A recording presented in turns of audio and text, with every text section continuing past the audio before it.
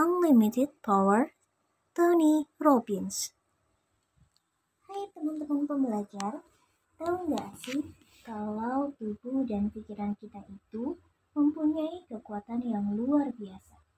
Mungkin sebagian dari kalian bertanya-tanya, kalau tubuh dan pikiran gue memang luar biasa, kenapa gue masih biasa-biasa saja? Jawabannya sederhana. Lo belum menggunakan kekuatan terpendam lo. Yuk kita pelajari beberapa cara untuk mengakses kekuatan terpendam kita. Pertama, ketahuilah gak ada yang namanya kegagalan. Pernah gak kalian mengalami depresi? Semoga gak pernah ya. Tetapi untuk kalian yang pernah mengalami depresi, tahu kan kalau salah satu trigger yang paling kuat adalah ketika kita merasa seperti sebuah kegagalan. Mungkin kita gagal dalam sebuah tes atau membuat sebuah keputusan bisnis yang keliru. Gak lama kemudian, kita terjerembab ke dalam siklus bernama kegelapan. Apa sih kegagalan itu? Mungkin sebagian dari kita bilang, kalau kegagalan berarti kita nggak mencapai apa yang kita mau. Kalau kita mendefinisikan kegagalan seperti itu, berarti hampir semua orang yang sukses di dunia ini merupakan orang-orang gagal dong. Karena banyak orang yang sukses tidak mencapai apa yang diinginkannya. Bahkan harus mengganti mimpinya berulang kali. Tapi toh pada akhirnya mereka tetap dikenal sebagai orang yang sukses. Orang sukses itu pasti pernah pada satu titik dalam hidupnya gak bisa mencapai apa yang diinginkan. Tapi mereka gak memandang hal ini sebagai kegagalan, malah sebagai sebuah kesempatan untuk bertumbuh dan belajar. Abraham Lincoln sekalian perlu mencoba dan belajar berkali-kali. Ia meninggalkan rumah untuk memulai bisnis pribadinya di usia 21 tahun. Kemudian, ia kehilangan pasangannya dari sebuah wabah.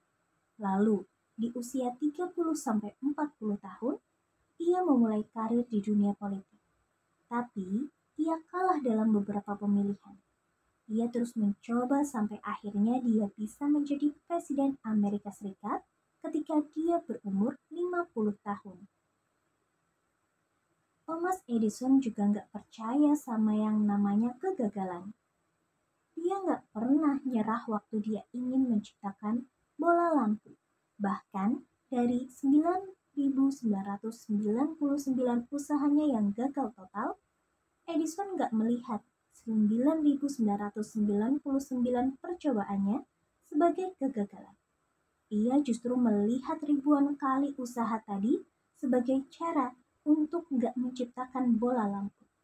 Dari sini kita bisa melihat kalau orang sukses selalu belajar dari kesalahan dan nggak pernah takut untuk mencobanya kembali. Ini juga bisa menjadi pesan yang baik dalam konteks relasi kita dengan orang lain. Seringkali ketika kita mencoba bersikap positif dan terbuka pada orang lain, sikap kita justru menyakiti mereka. Daripada kita bersikap defensif atau mencoba menyalahkan orang lain karena salah mengartikan maksud kita, coba pahami mengapa orang justru bisa salah mengartikan pesan kita.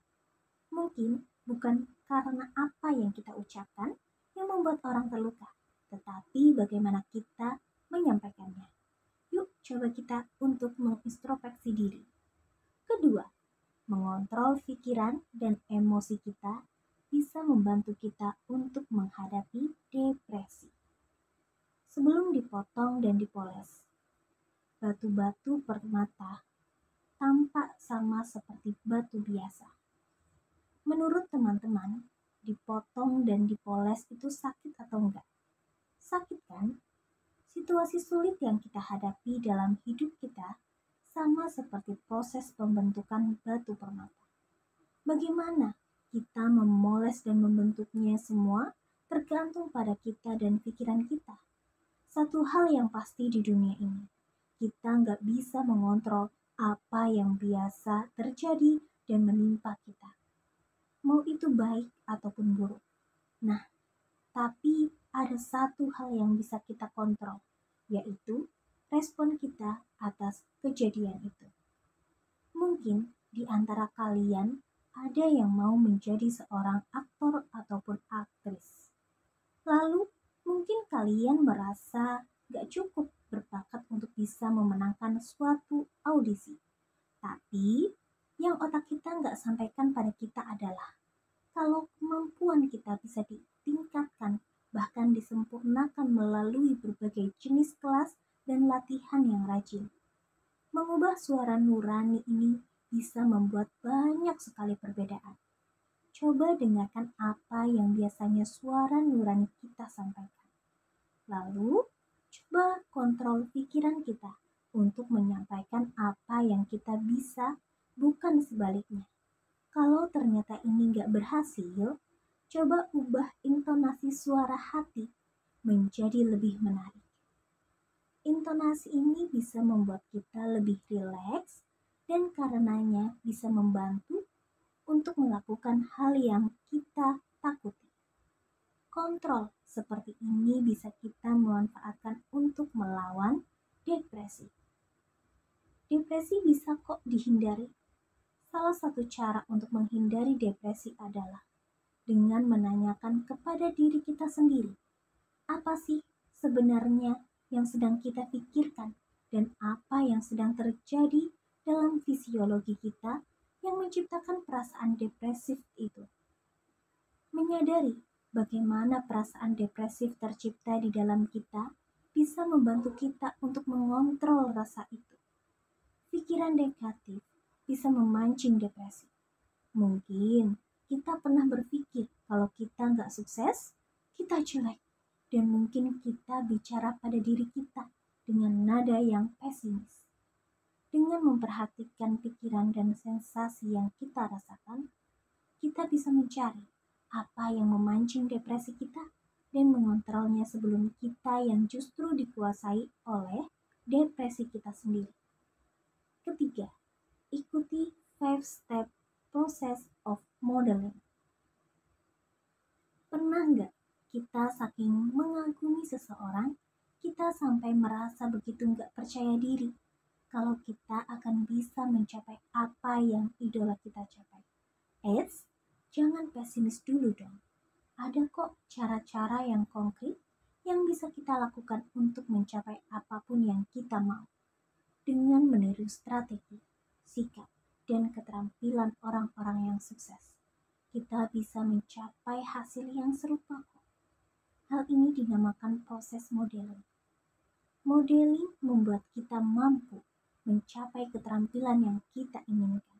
Misalnya, penulis nggak tahu apa-apa tentang senjata peluru, tapi ia menerima tawaran dari US Army untuk membantu meningkatkan akurasi tambahan dari tentara-tentara.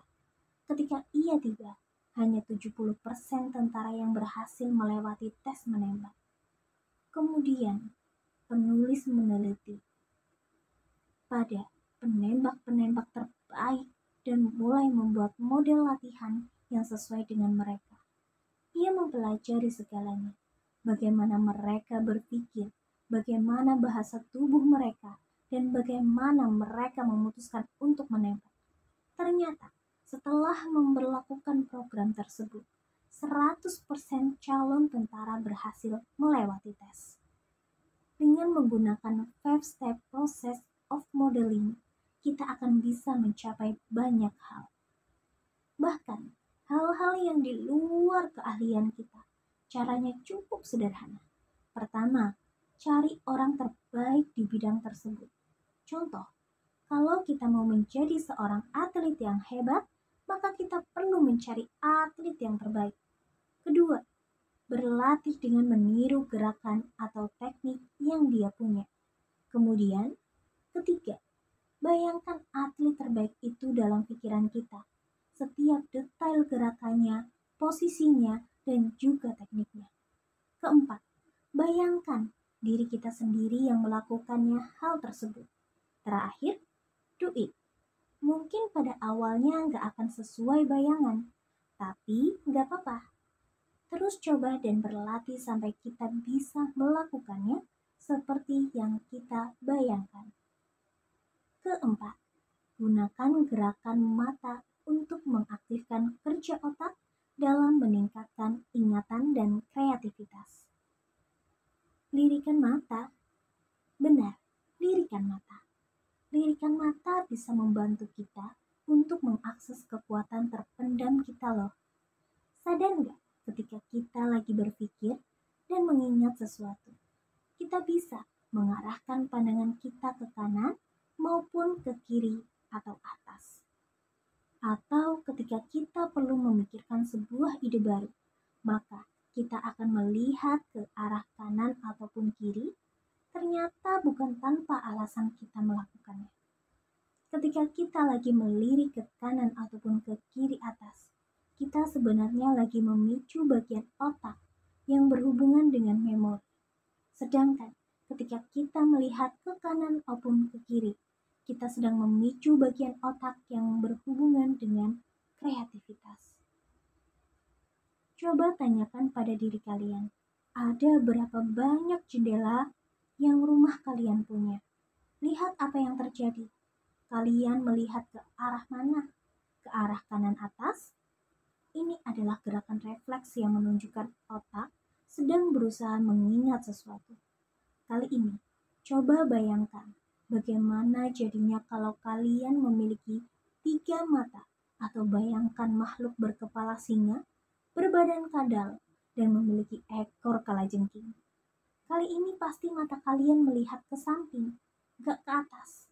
Ini karena kalian sedang berusaha untuk membayangkan gambar baru yang belum pernah tersimpan dalam bank memori di dalam otak kalian. Silakan saja untuk mencobanya. Kelima, temukan cara komunikasi yang tepat. Sama seperti gaya belajar orang yang berbeda-beda. Gaya komunikasi setiap kita juga bisa beragam. Penting banget buat kita untuk memahami hal ini kalau kita mau berkomunikasi dengan lebih efektif.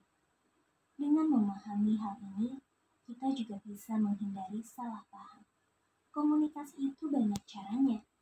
Setidaknya ada 3 macam gaya komunikasi: auditory, visual, dan kinestetik.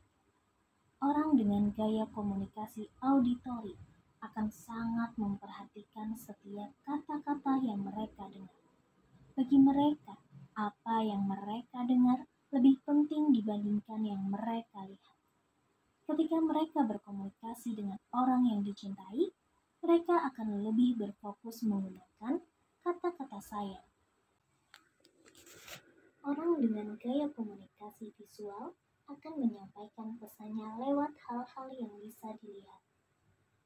Seseorang dengan gaya komunikasi visual akan mengekspresikan cinta mereka dengan menulis surat cinta atau membelikan perhiasan maupun emas untuk kekasih mereka.